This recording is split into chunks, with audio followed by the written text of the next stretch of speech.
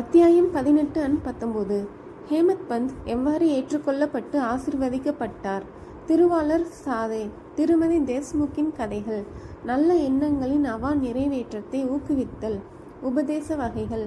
அவதூறு பேசுவது பற்றியும் உழைப்புக்கு ஊதியம் கொடுப்பது பற்றியும் போதனைகள். முந்தைய 2 அத்தியாயங்களில் துரித பிரம்ம ஞானத்தை பெற விளைந்த பணக்காரர் பாபாவால் எவ்வாறு நடத்தப்பட்டார் என்பதை ஹேமத் பந்த் விவரித்தார். இந்த 2 அத்தியாயங்களிலும் அவர் தாமே பாபாவால் எவ்வாறு ஏற்கப்பட்டு ஆசீர்வதிக்கப்பட்டார் எனவும், எங்கெனம் நல்ல எண்ணங்களை பாபா ஊக்குவித்து அவைகளை பலனளிக்க செய்தார் எனவும் விவரித்து, ஆன்மீக முன்னேற்றத்தை பற்றியும் அவதூறு பேசுவது குறித்தும் உழைப்புக்குரிய ஊதியத்தை பற்றியும் உள்ள பாபாவின் போதனைகளையும் அளிக்கிறார். முன்னுரை. தமது அடியவர்களின் தகுதிகளை முதலில் சத்குரு கவனிக்கிறார் என்பதும், பின்னர் அவர்கள் மனத்தை எல்லளவும் குழம்பச் செய்யாமல் பொருத்தமான செயல்துறை கட்டளைகளை அளித்து ஆத்மானுபூதி என்ற லட்சியத்திற்கு தொடர்ந்து அவர்களை இட்டுச் செல்கிறார் என்பதும் நன்றாக அறியப்பட்ட உண்மையாகும். இவ்வகையில் சத்குரு எவைகளை உபதேசிக்கிறாரோ அல்லது கட்டளையிடுகிறாரோ அவைகள் பலரறிய வெளியிடப்படக்கூடாது என்று சிலர் கூறுகிறார்கள். அவர்களுடைய உபதேசங்கள் பிரசுரிக்கப்பட்டால் அவை பயனற்றதாகிவிடுகின்றன என்று சிலர் நினைக்கிறார்கள். இக்கருத்து சரியானதன்று. சத்குருவானவர் ஒரு பருவமேகம் போன்றவர். தமது அமிர்தத்தினை நிகர் மொழிகளை தங்கு தடையின்றி விரிவாக அனைத்து இடங்களிலும் பரவும்படி கருதறிய ஆனந்தமலை பொழிகிறார்கள். இவைகளை நாம் அனுபவித்து நமது உள்ளம் நிறைவேதும் வரை ஜீர்ணித்து கொண்டு அதன் பின் தனிப்பயன் கருதி க்ஷேம ஒதுக்கீடு ஏதுமின்றி மற்றவர்களுக்கும் பரிமாற வேண்டும். நமது விழிப்பு நிலையில் அவர் போதிப்பவைகளுக்கு இந்நியதி பொருந்துவதுடன் இல்லாது, கனவு நிலையில் அவர் நமக்கு அளிக்கும் காட்சிகளுக்கும் இது பொருந்துவதேயாம். உதாரணத்துக்கு ஒரு நிகழ்ச்சியை கூறுமிடத்து, புத கௌசிக ரிஷி தாம் கனவில் கண்டதான புகழ்பெற்ற ராமரக்ஷா சோஸ்திரத்தை பதிப்பித்தார். தனது குழந்தைகள் உடல் நலம் பெறுதற் பொருட்டாக கசப்பான ஆனால் ஆரோக்கியமான மருந்துகளை அவர்களின் தொண்டைக்குள் வழிந்து புகட்டும் பாசமுள்ள தாயை போன்றே சாய்பாபா தமது அடியவர்களுக்கு ஆன்மீக செயல்துறை கட்டளைகளை தெரிவித்தார். அவரது முறைமை திரையிடப்பட்டதோ இரகசியமானதோ அல்ல, ஆனால் முற்றிலும் வெளிப்படையானவை. அவருடைய கட்டளைகளை பின்பற்றிய அடியவர்கள் தங்களின் குறிக்கோளை எய்தினார்கள். சாய்பாபாவை போன்ற சத்குருக்கள் நமது அறிவாற்றல் என்னும் கண்களை திறந்துவிட்டு ஆத்மாவின் தெய்வீக அழகுகளை நமக்கு புலப்படுத்துகிறார்கள். இது செய்யப்படும் போது புலனுணர்வு பொருட்களில் நமக்குள்ள ஆசை மறைந்து விடுகிறது. விவேகம், பகுத்துணர்தல், வைராகியம், பற்றறுத்தல் என்னும் இரட்டை கனிகள் நமது கைகளுக்கு கிட்டுகின்றன. ஞானம் என்பது தூக்கத்தில் கூட துளிர்விடுகின்றது. முனிவர்களின் சத்குரு தொடர்பை பெறும்போதும் அவர்களுக்கு சேவை செய்யும் போதும் அவர்களின் அன்பை பெறும்போதும் இவைகள் அனைத்தினையும் நாம் எய்துகிறோம். நமது அடியவர்களின் அவாக்களை பூர்த்தி செய்யும் ஆண்டவன் நமது உதவிக்கு வருகிறார். நமது தொல்லைகளையும் கஷ்டங்களையும் நீக்கி மகிழ்வெய்த செய்கிறார். ஆண்டவனாகவே கருதப்படும் சத்குருவின் உதவியே இம்முன்னேற்றத்திற்கு முழுவதுமான காரணமாகும். எனவே நாம் எப்போதும் சத்குருவையே பின்பற்றி இருந்து அவர்தம் கதைகளை செவிமடுத்து அவரின் பாதத்தில் வீழ்ந்து வணங்கி அவருக்கே சேவை செய்ய வேண்டும். இப்போது பிரதானமான கதைக்கு வருவோம். திருவாளர் சாதே. பல ஆண்டுகளுக்கு முன் பம்பாயின் கவர்னர் ரே பிரபுவால் அடக்கப்பட்ட கிராப்போர்ட் நடப்பாட்சியின் போதும் சிறிதளவு பிரசித்தி பெற்றிருந்த சாதே என்னும் பெருந்தகை ஒருவர் இருந்தார். அவர் வணிகத்தில் கடுமையான நஷ்டமடைந்தார். மற்றும் உள்ள பிரதிகூலமான சூழ்நிலைகளும் அவருக்கு பெருமளவு தொல்லையளித்து கவலையடையவும் உள்ளம் சோர்வுறவும் செய்தது. இருப்பு கொள்ளாமல் இருந்து கொண்டிருந்த அவர் வீட்டை விடுத்து தொலை தூரத்திற்கு வெளியேறி போய்விட எண்ணினார். பொதுவாக மனிதன் கடவுளை நினைப்பதில்லை. ஆனால் இடர்பாடுகளும் பேராபத்துகளும் அவனை சூழும்போது அவன் ஆண்டவரை நோக்கி திரும்பி நிவாரணத்திற்காக வேண்டுகிறான். அவனுடைய தீய கர்மங்கள் யாவும் முடிவுற்றதென்றால் முனிவர் ஒருவரை அவன் சந்திக்கும் வாய்ப்பினை கடவுள் ஏற்பாடு செய்கிறார். அம்முனிவரும் அவனுக்கு நலமளிக்கக்கூடிய வழிமுறைகளை உபதேசிக்கிறார். சாதேவுக்கும் அத்தகைய அனுபவமே ஏற்பட்டது.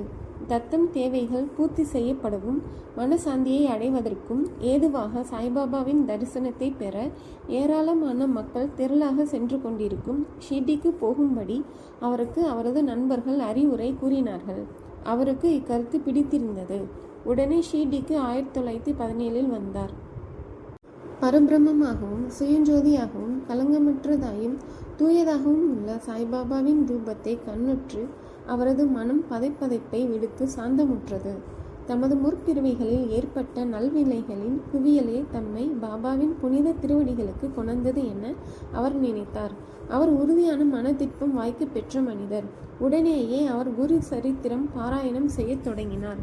சப்தாகத்தில் 7 நாட்களில் பாராயணம் பூர்த்தியானதும் அன்று இரவு பாபா அவருக்கு ஒரு காட்சி அளித்தார். அது இவ்வாறானது.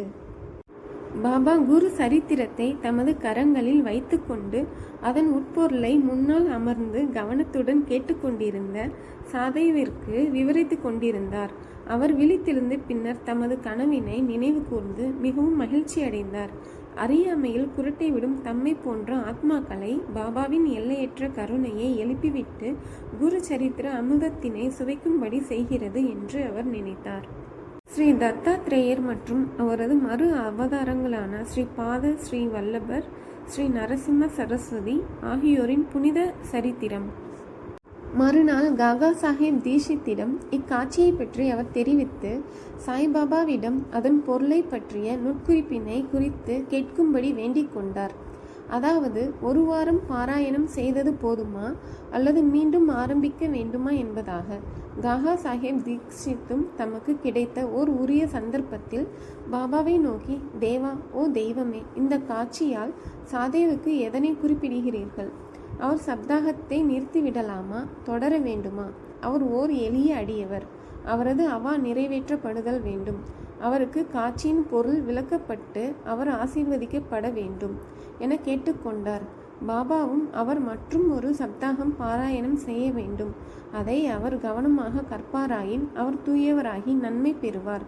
பரமாத்மாவும் மகிழ்வடைந்து இச்சம்சார வாழ்க்கையின் பந்தங்களினின்று அவரை விடுவிப்பார் என பதிலளித்தார்.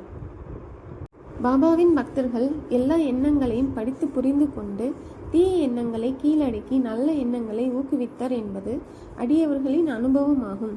ஹேமத் பந்தின் உள்ளத்தை படித்தெறிந்து கொண்ட பாபா உடனே அவரை எழுந்து ஷாமாவிடம் மாதவராவ் தேஷ்பாண்டே சென்று ₹15 தட்சணையாக பெற்றுக்கொண்டு அங்கு சிறிது நேரம் அவருடன் உரையாடிய பின்னர் திரும்பி வரும்படி கேட்டார். பாபாவின் மனதில் கருணை உதயமாகியது. எனவேதான் அவர் இக்கட்டளையை இட்டார். யார்தான் பாபாவின் ஆணையை மீற முடியும்? ஹேமத் பந்த் முன் திண்ணையில் அமர்ந்திருந்தார். ஜன்னலில் நாத பாகவதம் என்ற பிரசித்தி பெற்ற மராத்தி நூலை அவர் கண்டார். பெரிய சமஸ்கிருத நூலான பாகவதத்தின் 11வது ஸ்கந்தத்தை அத்தியாயம் பற்றிய ஏக்நாத் முனிவரின் விளக்க உரையாகும்.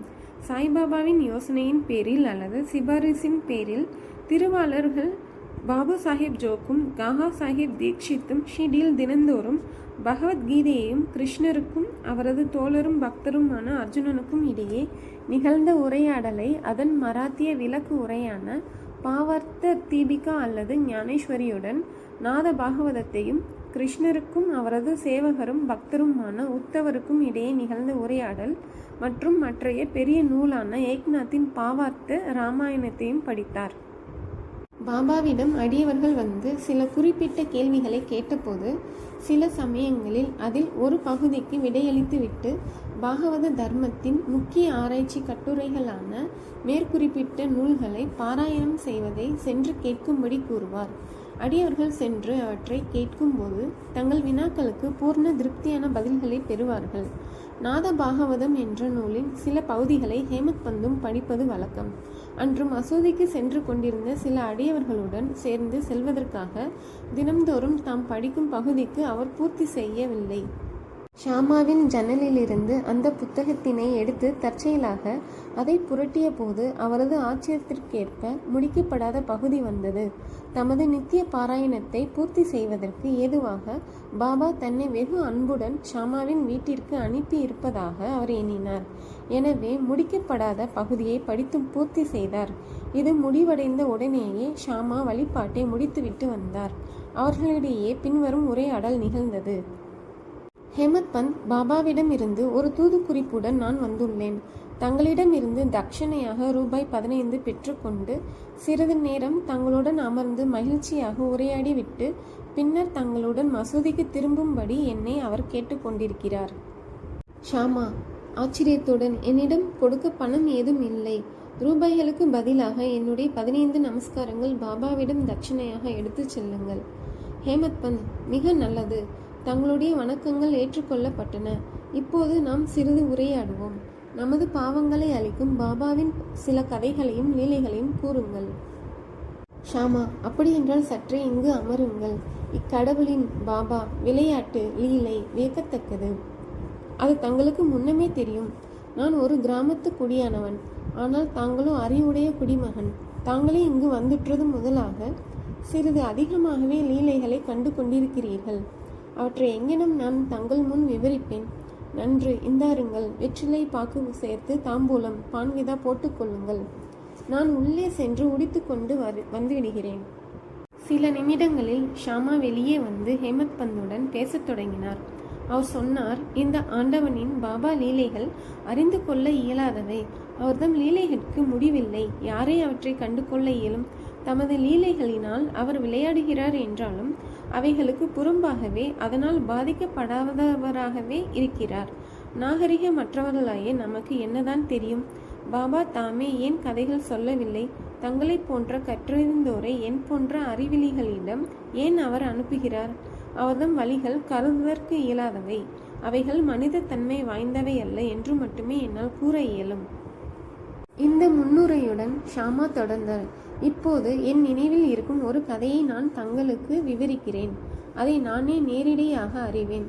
ஓர் பக்தன் எவ்வளவு தூரம் நெஞ்சுரம் கொண்டவனாகவும் தீர்மானம் உள்ளவனாகவும் இருக்கிறானோ அங்ஙனமே பாபாவின் உடனடியான பிரதி செயலும் இருக்கிறது. சில சமயங்களில் பாபா தமது பக்தர்களை தீவிரமாக சோதனைக்கு உட்படுத்தி பின்னர் அவர்களுக்கு உபதேசம், செயல்துறை கட்டளைகள் அளிக்கிறார். உபதேசம் என்ற வார்த்தையை கேட்டவுடனேயே ஹேமத் பந்திற்கு தமது மனதில் ஏதோ ஒரு மின்னலை போன்ற ஒளி பாய்ந்தது போன்றிருந்தது. அவர் உடனே சாதேவின் குரு சரித்திர பாராயண கதையை நினைவு கூர்ந்து தமது பதைப்பதைப்பான மனதிற்கு அமைதி அளிக்கவே நிச்சயமாக பாபா தன்னை ஷாமாவிடம் அனுப்பியிருக்க வேண்டும் என்று எண்ணினார். என்றாலும் இந்த உணர்வை அடக்கி கட்டுப்படுத்தி கொண்டு ஷாமாவின் கதைகளை கேட்கத் தொடங்கினார்.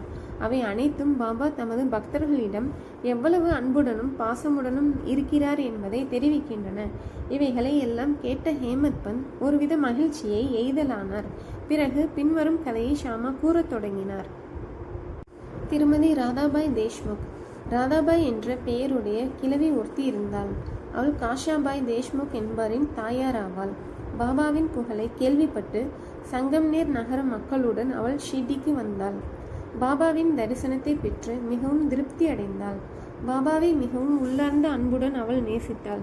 தான் பாபாவை குருவாக ஏற்றுக்கொண்டு அவரிடமிருந்து ஏதேனும் உபதேசம் பெற வேண்டும் என்று தீர்மானித்தாள். அதை தவிர அவளுக்கு வேறு ஒன்றும் தெரியாது. பாபா அவளை ஏற்றுக்கொண்டு மந்திரமோ உபதேசமோ அளிக்காத வரையில் தான் சாகும் வரை உண்ணாவிரதம் இருக்கப் போவதாக உறுதி பூண்டாள். தனது இருப்பிடத்தில் தங்கி 3 நாட்களாக உணவையும் நீரையும் விட்டொழித்தாள். கிழவியின் இந்த மிக கடுமையான பரீட்சையை கண்டு நான் திகில் அடைந்தேன். அவள் சார்பில் பாபாவிடம் இடையிட்டு பரிந்து பேசினேன். நான் கூறினேன், தேவா, தாங்கள் இவ்வாறாக தொடங்கியிருப்பது என்ன? தாங்கள் ஏராளமானவர்களை இவ்விடம் ஈர்த்து இழுக்கிறீர்கள். தங்களுக்கு இக்கிழவியை தெரியும். அவள் மிகவும் பிடிவாதமுடையவளாகவும் தங்களையே முழுவதுமாக சார்ந்தும் இருக்கிறாள். தாங்கள் அவளை ஏற்றுக்கொண்டு உபதேசம் தந்தால் ஒழிய சாகும் வரை உண்ணாவிரதம் இருப்பதாக தீர்மானித்து இருக்கிறாள். ஏதாவது மோசமாக நிகழ்ந்துவிட்டால் மக்கள் தங்கள் மீது பழி சுமத்துவார்கள். பாபா அவர்களுக்கு உபதேசிக்கவில்லை, அதன் விளைவாக அவள் மரணம் அடைந்தாள் என்று கூறுவார்கள். எனவே அவள் மீது கருணை கூர்ந்து அவளை ஆசீர்வதியுங்கள், அவளுக்கு அறிவுறுத்துங்கள். அவளது தீர்மானமான உறுதியை கண்டு பாபா அவளை கூப்பிட்டு அனுப்பினார். பின்வருமாறு அவளிடம் உரையாற்றி அவளது மனப்போக்கை மாற்றினார். ஓ அம்மா, ஏன் தேவையற்ற சித்திரவதைக்கு தங்களை தாங்களே உட்படுத்தி கொண்டு சாவை எதிர்நோக்குகிறீர்கள்? தாங்கள் உண்மையிலேயே எனது தாய். நான் தங்களது குழந்தை. என்மேல் இரக்கம் கொண்டு நான் சொல்வதை முழுதும் கேட்பீர்களாக. எனது சொந்த கதையே சொல்கிறேன். அதை கவனமாக கேட்பீர்களானால் தங்களுக்கு அதனால் நன்மை விளையும். எனக்கு ஒரு குரு இருந்தார். அவர் ஒரு மாபெரும் முனிவர், மிக்க கருணையுள்ளவர். பாபா எப்போதும் பெண்களை அம்மா என்றும் ஆண்களை காகா, பாபா, பாப் என்றும் அன்புடன் அழைப்பார். நான் அவருக்கு நெடுங்காலம் சேவை செய்தேன், பன்னெடுங்காலம். எனினும் அவர் என் காதுகளில் எவ்வித மந்திரத்தையும் ஓதவில்லை. அவரை ஒருபோதும் விட்டு பிரியாமல் இருக்கவும், அவருடனேயே தங்கியிருந்து அவருக்கு சேவை செய்யவும் எப்பாடுபட்டாவது அவரிடமிருந்து சிறிது உபதேசம் பெறவும் எனக்கு கூறிய ஆர்வம் இருந்தது. ஆனால் அவருக்கு தமக்கே உரிய வழிமுறை இருந்தது. அவர் என் தலையை மொட்டை அடிக்க செய்து 2 பைசாக்களை தட்சிணையாக கேட்டார். நான் அவைகளை உடனே அளித்தேன். எனது குரு முழு நிறைவானவராய் இருப்பதால் அவர் ஏன் பணத்தை கேட்க வேண்டும்? அப்படியாயின் அவரை எங்கெனும் பற்றற்றவர் என்று கூற இயலும் என்று தாங்கள் கேட்பீர்கள் என்றால், காசுகளை அவர் லட்சியம் செய்யவில்லை என்று நான் ஒளிவு மறைவின்றி பதில் கூறுவேன். அவைகளை கொண்டு அவருக்கு ஆக வேண்டியது என்ன? அவர்தம் 2 பைசாக்களாவன உறுதியான நம்பிக்கை, நிஷ்டா, பொறுமை அல்லது விடாமுயற்சி, சபூரி. இந்த 2 பைசாக்களை நான் அவருக்கு அளித்தேன். அவர் பெரிதும் மனம் மகிழ்ந்தார். எனது குருவிடம் தஞ்சமாக நான் 12 ஆண்டுகள் இருந்தேன். அவர் என்னை வளர்த்தார். உணவுக்கும் உடைக்கும் பஞ்சமில்லை. அவர் முழுமையும் அன்புடையவராக இருந்தார். ஆம், அவர் அன்பின் அவதாரமே ஆவார். எங்கெனும் நான் அதை விவரிக்க இயலும். அவர் என்னை மிக மிக அதிகமாக விரும்பினார். அவரை போன்ற குரு அபூர்வம். நான் அவரை நோக்கும்போது ஆழ்ந்த தியானத்தில் இருப்பதாக காணப்பட்டார். பின்னர் நாங்கள் இருவரும் பேரின்பத்தில் நிரம்பி விடுவோம். இரவும் பகலும் நான் பசி தாகத்தை மறந்து அவரையே ஆழ்ந்து நோக்கி கொண்டு இருப்பேன். அவரின்றி நான் இருப்பு கொள்ளாதவன் ஆனேன். எனக்கு எனது தியானத்திற்கு அவரை தவிர வேறெவ்வித பொருளும் இல்லை. அன்றி அவருக்கு பணிவிடை செய்வதை தவிர எனக்கு வேறெவ்வித வேலையும் இல்லை. அவரே எனது ஒரே அடைக்கலம். எனது மனம் எப்போதும் அவர் மீதே உறுதிப்படுத்தப்பட்டிருந்தது. இந்த நிஷ்டா, உறுதியான நம்பிக்கை 1 பைசா தட்சிணையாகும். சபூரி, பொறுமை அல்லது விடாமுயற்சி என்பது மற்றொரு பைசாவாகும். குருவிடம் நான் பொறுமையுடன் மிக நீண்ட காலம் வரை சேவை செய்தேன். இந்த சபூரியானது உங்களை இவ்வுலக வாழ்க்கை என்னும் பெருங்கடலை கடப்பதற்குரிய தோணியில் ஏற்றி அக்கறை சேர்ப்பிக்கும். மனிதனிடத்தில் உள்ள ஆண்மையே சபூரி. அது பாவங்களையும் வேதனைகளையும் நீக்குகிறது. பல்வேறு வகைகளில் பேராபத்துகளை விலக்குகிறது. எல்லா அச்சங்களையும் அப்பால் அகற்றுகிறது. கடைமுடிவாக உங்களுக்கு வெற்றியளிக்கிறது. சபூரி நற்பண்புகளின் சுரங்கம், நல்லெண்ணங்களின் கூட்டாளி. நிஷ்டாவும் நம்பிக்கை, சபூரியும் பொறுமை, ஒருவரை ஒருவர் மிக நெருக்கமாக நேசிக்கும் இரட்டை சகோதரிகளை நிகர்த்தவை. என்னுடைய குரு ஒருபோதும் வேறெதையும் என்னிடமிருந்து எதிர்பார்த்ததில்லை. அவர் என்னை ஒருபோதும் புறக்கணித்ததும் இல்லை. எப்போதும் என்னை பாதுகாத்தார். நான் அவருடன் தங்கி வாழ்ந்தேன். சில சமயம் அவரை விட்டு பிரிந்து வாழ்ந்தேன். எனினும் நான் ஒருபோதும் அவர்தம் அன்புடைமைக்கு தேவையையோ அன்பின்மையையோ கண்டதில்லை. தாய் ஆமையானது தனது இளங்குட்டிகள் தன் அருகில் இருப்பினும், தன்னை விட்டு நீங்கி ஆற்றின் அக்கறையில் இருப்பினும் தனது அன்பு பார்வையால் பேணி வளர்க்கும். அதே விதமாக அவர் தம்முடைய கண்ணோட்டத்தினாலேயே எப்போதும் என்னை பாதுகாத்தார். ஓ அன்னையே, எனது குரு எனக்கு எவ்வித மந்திரத்தையும் போதிக்கவில்லை. பின்னர் நான் எங்கினும் தங்களது காதுகளில் மந்திரத்தை ஓத முடியும்? குருவின் ஆமையினத்தை நிகர்த்த அன்பு கண்ணோட்டம் ஒன்றே நமக்கு மகிழ்ச்சியை நல்குகிறது. எவரிடமிருந்தும் மந்திரமோ உபதேசமோ பெற முயலாதீர்கள். என்னையே உங்களது எண்ணங்கள், செயல்கள் இவற்றின் ஒரே குறிக்கோளாக அமைத்து கொள்ளுங்கள். சந்தேகம் ஏதுமின்றி நீங்கள் நிச்சயம் பரமார்த்திகத்தை, வாழ்வின் ஆன்மீக குறிக்கோளை எதுவீர்கள். என்னை உங்களது முழு மனதோடு நோக்குங்கள். பதிலாக நானும் அங்ஙனமே தங்களை நோக்குவேன். மசூதியில் அமர்ந்து கொண்டு நான் உண்மையையே பேசுகிறேன். உண்மையை தவிர வேறெதுவும் பேசவில்லை. சாதனைகள் ஏதும், 6 சாஸ்திரங்களில் கை தேர்ந்த அறிவு ஏதும் தேவையில்லை. உங்களது குருவினிடத்தில் நம்பிக்கையும் பற்றுறுதியும் கொள்ளுங்கள். குருவே தனி ஒருவரான நடத்துனர், இயக்குனர் என நம்புங்கள். தனது குருவின் பெருமையை அறிபவன், அவரையே ஹரிஹர பிரம்மம் என்று, திருமூர்த்தி அவதாரம் என்று கருதுபவன் ஆசீர்வதிக்கப்பட்டவன். இவ்வாறாக அறிவுறுத்தப்பட்டு கிழவி உடன்பட்டாள். அவள் பாபாவை வணங்கி உண்ணாவிரதத்தை கைவிட்டாள். கதையை கவனத்துடனும் கருத்துடனும் கேட்டுக்கொண்டிருந்த ஹேமத் பந்த் அதன் குறிப்பு நுட்பத்தையும் பொருத்தத்தையும் குறித்து பெருமளவு ஆச்சரியத்தில் மூழ்கினார். பாபாவின் இவ்வதிசய லீலையை கண்டு கொண்டு உச்சி முதல் உள்ளங்கால் வரை அவர் உருகினார். மகிழ்ச்சி பெருக்கால் பொங்கி வழியலானார். அவர்தம் தொண்டை அடைத்தது. ஒரு வார்த்தை கூட அவரால் பேச முடியவில்லை. ஷாமா இந்நிலையில் அவரை நோக்கி, தங்களுக்கு என்ன நேர்ந்தது? ஏன் மௌனமாகி விட்டீர்கள்? பாபாவின் கணக்கற்ற லீலைகள் இன்னும் எவ்வளவை நான் விவரிக்க வேண்டும் என்று கேட்டார். இது தருணம் மத்தியான வழிபாடும் ஆரத்தி சடங்கும் மசூதியில் ஆரம்பமாகிவிட்டன என்பதை அறிவிக்கும் வகையில் மசூதியில் இருக்கும் மணி அடிக்க தொடங்கியது. எனவே ஷாமாவும் ஹேமத் பந்தும் மசூதியை நோக்கி விரைந்தனர். பாபு சாஹேப் ஜோக் அப்போதுதான் தன் வழிபாட்டை துவங்கியிருந்தார். பெண்கள் மசூதியின் உள்ளே மேல் தளத்திலும் ஆண்கள் கீழே உள்ள திறந்தவெளி தாழ்வாரத்திலும் நின்று கொண்டு ஆரத்தியை கோஷத்துடன் எல்லோரும் பலமாக மேளங்கள் முழங்க பாடிக்கொண்டிருந்தனர். ஷாமா தன் கூடவே ஹேமத் பந்தையும் இழுத்து கொண்டு மேலே சென்றார். பாபாவுக்கு வலது புறம் அவரும் ஹேமத் பந்த் முன்னாலும் அமர்ந்தனர்.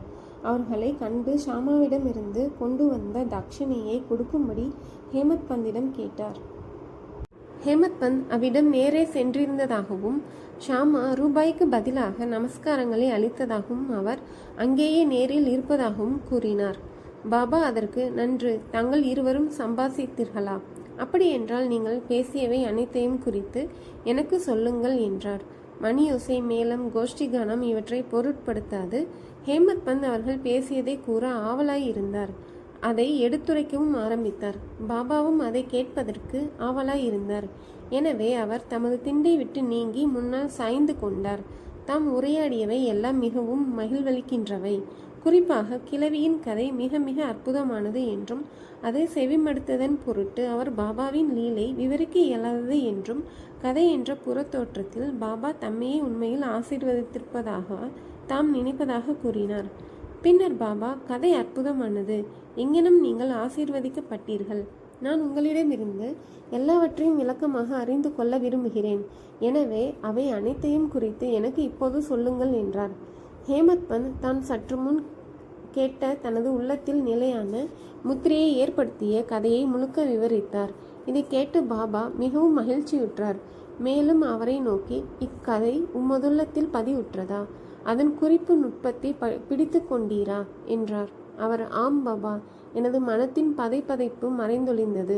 எனக்கு உண்மையான சாந்தியும் அமைதியும் கிடைத்தன. நான் உண்மையான வழியை அறிய பெற்றேன் என்றார். பாபா பின்வருமாறு உரைத்தார். எனது நிகழ்முறை மிகவும் தனித்தன்மை வாய்ந்தது. இக்கதையை நன்றாக ஞாபகப்படுத்திக் கொள்ளுங்கள். அது மிகவும் பயனுள்ளதாக இருக்கும். ஆத்மாவின் ஞானத்தை அனுபூதி அடைவதற்கு தியானம் இன்றியமையாதது. அதை இடையறாது பயிற்சித்தீர்களானால் விருத்திகள், எண்ணங்கள் அமைதிப்படுத்தப்படும். ஆசைகள் அற்ற நிலையில் இருந்து கொண்டு நீங்கள் அனைத்துயிர்களிலும் இருக்கின்ற ஆண்டவரை தியானியுங்கள். மனது ஒருமுகப்படுத்தப்பட்ட பின்பு நமது குறிக்கோள் எய்தப்பட்டுவிடும். ஞானம் என்னும் சத்து பண்பே திருவுரு கொண்டது எனவும் உணர்வு திரளும் பேரானந்தமுமாகிய எனது உருவமற்ற இயல்பை எப்போதும் தியானம் செய்யுங்கள். இதை செய்ய தங்களால் இயலாவிடில் இங்கே இரவும் பகலும் காண்பதை போன்று உச்சி முதல் உள்ளங்கால் வரையுள்ள எனது ரூபத்தை தியானம் செய்யுங்கள். இதை தாங்கள் செய்து கொண்டே போகும்போது தங்களின் விருத்திகள், எண்ணங்கள் ஒரே இலக்கில் குவிக்கப்படும். தியானம் செய்பவர், தியானிக்கப்படும் பொருள் இவைகளில் உள்ள வேறுபாடு மறைந்துவிடும். தியானம் புரிபவர் உச்ச உணர்ச்சி திரளுடன் ஒன்றி பிரம்மத்துடன் கலந்து ஐக்கியமாகி விடுவர். தாயாமை நதியின் ஒரு கரையிலும் அதன் குட்டிகள் மறு கரையிலும் இருக்கின்றன. அவைகளுக்கு அது பாலோ உஷ்ணமோ அளிப்பதில்லை. அதனுடைய கண்ணோட்டம் ஒன்றே அவைகளை போஷிக்கிறது. குட்டிகள் தமது தாயாரை ஞாபகத்தில் கொள்ளுதலை தியானிப்பதை தவிர வேறொன்றும் செய்வதில்லை. தாய் ஆமைகளின் கண்ணோட்டம் குட்டிகளுக்கு காலூன்றி பெய்யும் அமுதமலையாகவும் ஊட்ட பண்பிற்கும் மகிழ்ச்சிக்கும் உள்ள ஒரே தோற்றுவாயாகவும் இருக்கிறது. குருவுக்கும் சீடர்களுக்கும் இடையிலுள்ள உறவும் அத்தகையதேயாகும். பாபா இம்மொழிகளை உதிர்த்து முடித்த பின்பு ஆரத்தி கோஷ்டி கானம் முடிவுற்றது.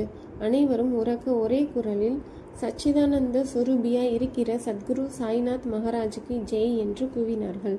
அன்பார்ந்த வாசகர்களே, நாமும் இந்த நேரம் மசூதியில் கூட்டத்துடன் நின்று கொண்டிருப்பதாக நினைத்து கொள்வோம். ஜெய ஜெய கோஷத்தில் நாமும் அவர்களுடன் பங்கு கொள்வோம். ஆரத்தி சடங்கு முடிவடைந்த பின்னர் பிரசாதம் விநியோகிக்கப்பட்டது.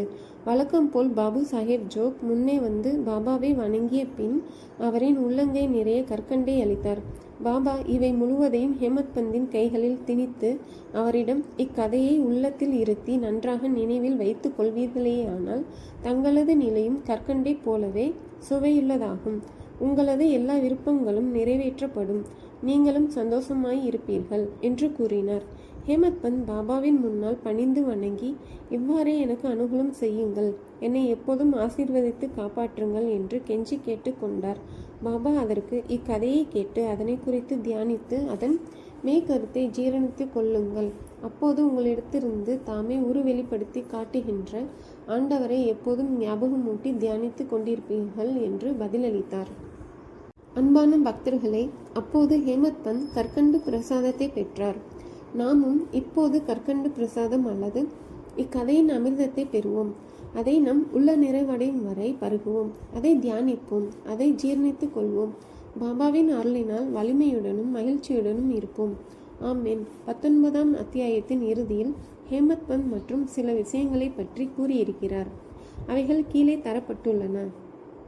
நமது குணத்தை பற்றி பாபாவின் அறிவுரை. பின்வரும் பாபாவின் மொழிகள் பொதுவானவை, விலை மதிக்க முடியாதவை. அவைகள் மனதில் இருத்தப்பட்டு அதற்கேற்ப செயல்படுத்தப்பட்டால் எப்போதும் உங்களுக்கு நன்மை அளிக்கும். ஏதேனும் உறவோ தொடர்போ இல்லாவிடில் ஒருவரும் எங்கும் செல்வதில்லை. ஏதேனும் ஜீவராசிகளோ மனிதர்களோ உங்களிடம் வர நேர்ந்தால் அவர்களை பண்பின்றி விரட்டிவிட வேண்டாம். அவர்களை நன்றாக வரவேற்று உரிய மரியாதையுடன் நடத்துங்கள். தாகமாய் இருப்போருக்கு தண்ணீர் கொடுத்த போதும், பசியாய் இருப்போருக்கு உணவு அளித்த போதும், ஆடையற்றவர்களுக்கு ஆடை அளித்த போதும், உட்காருவதற்கும் இளைப்பாறுவதற்கும் உங்களது திண்ணையை மற்றவருக்கு அளித்த போதும் ஸ்ரீஹரி நிச்சயம் மகிழ்வெய்துகிறார். யாராவது உங்களிடம் பணம் கேட்டு உங்களுக்கு கொடுக்க மனதில்லாமல் இருந்தால் கொடுக்காதீர்கள். ஆனால் அவரை பார்த்து நாயை போன்று குறைக்க வேண்டாம். யாரேனும் நூற்றுக்கணக்கான விஷயங்களை உங்களுக்கு எதிராக கூறட்டும். ஆனால் கசப்பாக எவ்விதத்திலும் அவர்களுக்கு பதில் அளிக்கும்படியாக சீற்றம் கொள்ளாதீர்கள். இவ்வாறான விஷயங்களை எப்போதும் சகித்து கொண்டிருப்பீர்களேயானால் நீங்கள் நிச்சயம் மகிழ்ச்சி அடைவீர்கள். உலகம் தலைகீழாக மாறட்டும். நீங்கள் இருந்த இடத்திலேயே இருங்கள். உங்கள் இருப்பிடத்தில் நின்று கொண்டோ வசித்து கொண்டோ அனைத்து விஷயங்களையும் உங்கள் முன்னர் கடந்து செல்லும் காட்சியாக அமைதியுடன் பார்த்து கொண்டிருப்பீர்களாக. உங்களிடமிருந்து என்னை பிரிக்கும் வேற்றுமை சுவரை இடித்து விடுங்கள். பின்னர் நமது சந்திப்பிற்குரிய சாலையானது தடங்களின்றியும் திறந்தும் இருக்கும். நான் நீ என்று வேறுபாட்டுணர்வே குருவிடமிருந்து சீடனை பிரிக்கும் தடையறனாகும். அது அளிக்கப்பட்டாலன்றி இரண்டர கழித்தல் அல்லது ஐக்கியமாதல் இயலாது. கடவுளை சகலத்திற்கும் ஒரே உரிமையாளர். அல்லாஹ் மாலிக். வேறொருவரும் நமது பாதுகாவலர் அல்ல. அவர் வேலை செய்யும் முறைமை அசாதாரணமானது, விலை மதிக்க முடியாதது, அறிவாளறிய முடியாதது. அவரது சங்கல்பமே ஈடேறும். அவர் நமக்கு வழிகாட்டுவார். நமது உள்ளத்தின் ஆசைகளை பூர்த்தி செய்வார். ருணானுபந்தத்தின் முன் ஜென்மத்தின் உறவு மூலமாகவே நாம் இணைந்துள்ளோம். ஒருவருக்கொருவர் அன்பாயிருந்தும் சேவை செய்தும் நாம் மகிழ்ச்சியுடன் இருப்போம். எவன் வாழ்க்கையின் மிக மிக உயர்ந்த குறிக்கோளை எய்துகிறானோ அவன் இரவா புகழுடையவன், மகிழ்ச்சியுடையவன். மற்றவர் எல்லாம் வெறுமனே உலகாயிருக்கிறார்கள் அல்லது மூச்சுவிடும் வரை வாழ்ந்திருக்கிறார்கள். நல்ல எண்ணங்களின் அவா நிறைவேற்றத்தை ஊக்குவித்தல். நல்ல எண்ணங்களை சாய்பாபா எங்கெனும் ஊக்குவித்தார் என்பதை அறிவது சுவாரஸ்யமானது. அன்புடனும் பக்தியுடனும் முழுமையாக உங்களை நீங்கள் அவரிடம் சரணாகதியாக்கி கொள்ள வேண்டும். பின்னர் எவ்வளவோ விஷயங்களில் அடிக்கடி அவர் உங்களுக்கு உதவி செய்வதை காண்பீர்கள். தூக்கத்தில் இருந்து எழுந்தவுடனே உங்களுக்கு ஏதாகிலும் ஒரு நல்ல எண்ணம் உதிக்கின்ற போது அதையே பின்னர் பகற்பொழுதில் உள்முதிர்வுற அனுசரித்தால் உங்களது புத்தியின் திறம் மலர்ந்து வெளிப்பட்டு மனது சாந்தி அடையும் என்று ஒரு முனிவர் கூறியிருந்தார். ஹேமத் பந்த் இதை முயற்சிக்க விரும்பினார். ஒரு புதன்கிழமை இரவு படுக்க போகும் முன் அவர் சிந்தித்தார். நாளை வியாழக்கிழமை, ஒரு புனிதமான நாள். ஷிடியும் மிகவும் புனிதமான இடம். எனவே நான் நாளை முழுவதும் ராமநாமத்தை நினைவூட்டிக் கொள்வதிலும் போற்றுவதிலும் கழிப்பேன் என்றவாறு அவர் உறங்கினார். அடுத்த நாள் காலை அவர் துயில் நீங்கி எழுந்தபோது எவ்வித முயற்சியும் இன்றி ராமநாமத்தை நினைவு கூர்ந்தார். தமது காலை கடமைகளை முடித்து கொண்ட பின் மலர்களுடன் பாபாவை காண சென்றார். தீக்ஷித் வாதாவிலிருந்து புறப்பட்டு பூட்டி வாதாவை, தற்போதைய சமாதி மந்திர், கடந்து கொண்டிருக்கும் அதே தருணத்தில் பாபாவுக்கு முன்னால் மசூதியில் அவுரங்காபாத்கர் என்னும் ஒருவரால் இனிமையாக பாடப்படுகின்ற ஓர் அழகிய பாடலை கேட்டார். அது ஏக்நாத்தின் குரு கிருபாஞ்சன் பாயோ மேரே பாயி என்ற பாடல்.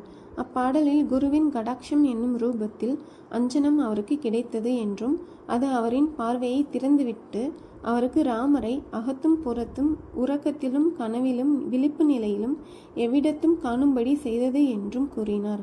எவ்வளவோ பாடல்கள் இருக்கின்றன. பின்னர் ஏன் இக்குறிப்பிட்ட பாட்டு பாபாவின் பக்தரான அவுரங்காபாத்கரினால் தேர்ந்தெடுக்கப்பட வேண்டும்?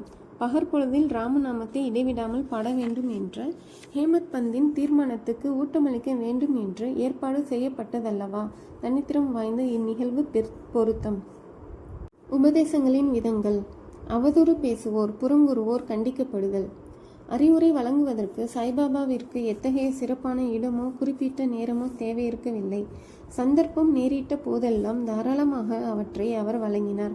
ஒருமுறை பாபாவின் பக்தன் ஒருவன் வேறொருவரை அவர் அறியாதபடி மற்ற ஜனங்களின் முன்னிலையில் திட்டினான். தனது சகோதரரின் நன்மைகளை எல்லாம் புறத்தொதுக்கி அவரின் குறைபாடுகள் குறித்து கேட்போர்கள் அருவருப்படையும்படியாக பழித்து பேசினான். அவர் தமது நிறை பேரறிவினால் அந்த புறம் கூறுவோன் செயலை அறிந்திருந்தார். மதியம் அவர் அவனை லெண்டி தோட்டத்திற்கு அருகில் பார்த்தபோது வேலிக்கருகில் இருந்த மலத்தை உண்ணும் ஒரு பன்றியை அவனுக்கு சுட்டி காண்பித்து, பார், அது எத்தகைய சுவை மன சிரிப்புடன் மலத்தை பேராவலுடன் விளங்குகிறது. உனது நடத்தையும் அத்தகையதே. உனது தோழர்களை நீ மனதார திட்டிக் கொண்டே இருக்கிறாய். பல்வேறு நல்வினைகளை செய்ததன் பலனாக நீ மனிதனாக பிறந்திருக்கிறாய். இவ்வாறு நீ நடந்து கொண்டால் ஷிடி உனக்கு எவ்விதத்திலாவது உதவி செய்யுமா என்று கேட்டு அவனுக்கு அறிவுரை வழங்கினார்.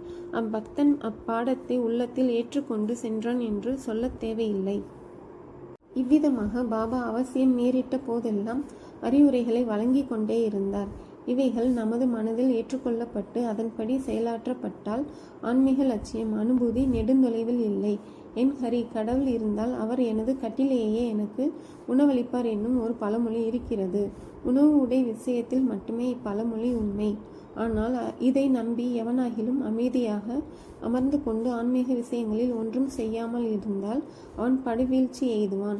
ஆன்ம உணர்வடைய தன்னைத்தான் தனக்கு இயலும் உச்ச அளவு செயலில் முனைவித்து கொள்ள வேண்டும். எவ்வளவு அதிகம் அவன் பெருமுயற்சி கொள்கிறானோ அவ்வளவு அதிகம் அவனுக்கு நல்லது.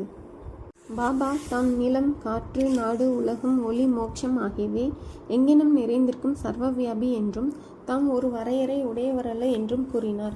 பாபா 3.5 முழ உயரமுள்ள அவரின் உடம்பே என்று எண்ணுபவர்களின் தவறான கருத்தை நீக்குதற் பொருட்டாக அவர் இந்த ரூபத்தில் தாமே அவதரித்து கொண்டார். இரவும் பகலும் எந்த பக்தனாவது பூர்ண ஆத்ம சரணாகதியுடன் அவர் மீதே தியானம் புரிவானாயின் அவன் அவருடன் 2.5 இனிப்பும் சர்க்கரையும் போன்றும் அலையும் கடலும் போன்றும் கண்ணும் ஒளியும் போன்றும் முழுமையான ஐக்கியத்தை துயித்துணர்வான். பிறப்பு இறப்பு என்னும் சூழலை ஒழித்து அமைதியுற வேண்டியவன் நேர்மையான வாழ்க்கை நடத்த வேண்டும். அமைதியாகவும் கட்டுப்பட்ட மனத்துடனும் இருக்க வேண்டும். யாரையும் புண்படுத்தும்படியாக வெடுக்கென்று பேசக்கூடாது. எப்போதும் நல்வினைகளில் தன்னை ஈடுபடுத்தி கொள்ள வேண்டும். தனது கடமைகளை செய்ய வேண்டும். தானே உள்ளத்தாலும் உயிராலும் அவரிடம் சரணாகதி அடைய வேண்டும். அதன் பின்னர் அவன் எதற்கும் பயப்பட வேண்டியதில்லை. அவரையே முழுமையாக நம்புபவனும் அவர்தம் லீலைகளை கேட்டு அதையே விவரமாக எடுத்து கூறுபவனும் வேறதை பற்றியும் சிந்திக்காதவனும் ஆத்மானுபூதியை அடைவது உறுதி. பாபா தமது பெயரையே நினைவில் வைக்கும்படியும் தம்மிடமே சரணாகதி அடையும்படியும் பலரை கேட்டுக்கொண்டார். ஆனால் தாங்கள் யார், நான் யார் விசாரணை என்று அறிய விரும்பியவர்களுக்கு சிரவணத்தையும் கற்றல், மனனத்தையும் தியானம் அறிவுறுத்தினார். சிலரை கடவுள் பெயரை நினைவில் வைத்து கொள்ளும்படியும், சிலரை அவரது லீலைகளை கேட்டுக்கொண்டிருக்கும்படியும், சிலரை தமது பாத பூஜை செய்யும்படியும், சிலரை அத்தியாத்ம ராமாயணம், ஞானேஸ்வரி மற்றும் பிற திருமுறை நூல்களை படிக்கும்படியும் அறிவுறுத்தினார். சிலரை தமது பாதத்தடியில் அமரும்படியும் இருத்தி வைத்தார். சிலரை கண்டோபா கோவிலுக்கு அனுப்பினார். சிலரை விஷ்ணுவின் 1000 நாமங்களை ஜபம் செய்யும்படியும் மற்றும் சிலரை சந்தோக்கிய உபனிஷதம் கீதையை கற்கும்படியாகவும் கூறினார். அவர்தம் உபதேசங்களுக்கு எவ்வித வரையறையோ கட்டுப்பாடோ கிடையாது. சிலருக்கு அதை நேரடியாகவே கொடுத்தார் மற்றும் சிலருக்கு கனவில் காட்சிகள் மூலம் அளித்தார். குடிப்பழக்கத்துக்கு அடிமையாய் இருந்த ஒருவரின் கனவில் தோன்றி அவரது மார்பில் உட்கார்ந்து அழுத்தி மதுவை தொடுவதில்லை என்று அவர் சத்தியம் செய்து கொடுத்த பின்பு அவரை விட்டகன்றார். சிலருக்கு கனவில் குரு பிரம்மா, குரு விஷ்ணு போன்ற மந்திரங்களை விளக்கினார்.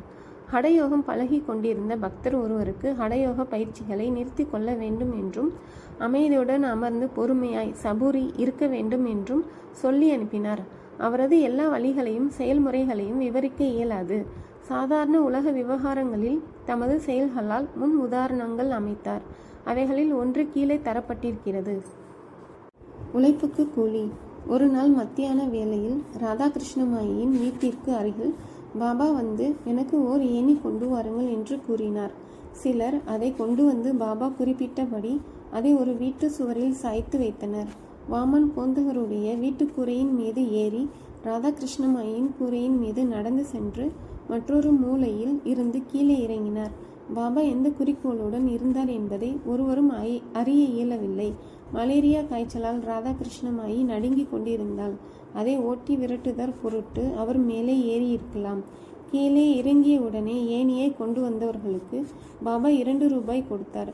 சிலர் தைரியத்துடன் பாபாவை ஏன் அவர் அவ்வளவு அதிகம் கொடுத்தார் என்று கேட்டனர். அதற்கு அவர் ஒருவரும் மற்றவர்களின் உழைப்பை வெறுமையாய் கொள்ளக்கூடாது என்று கூறினார். உழைப்பவனுக்கு அவனுக்கு உரியவைகள் ஒழுங்காகவும் தாராளமாகவும் கொடுக்கப்பட வேண்டும். பாபா அறிவுறுத்திய இக்கொள்கை பின்பற்றப்பட்டால், அதாவது உழைப்பிற்கான கூலி ஒழுங்காகவும் திருப்திகரமாகவும் அளிக்கப்பட்டால், தொழிலாளர்கள் இன்னும் சிறப்பாக வேலை செய்வார்கள். தொழிலாளர்களும் முதலாளிகளும் லாபம் அடைவார்கள். இழுத்து மூடுவதற்கோ லாக் அவுட் வேலை நிறுத்தங்களுக்கோ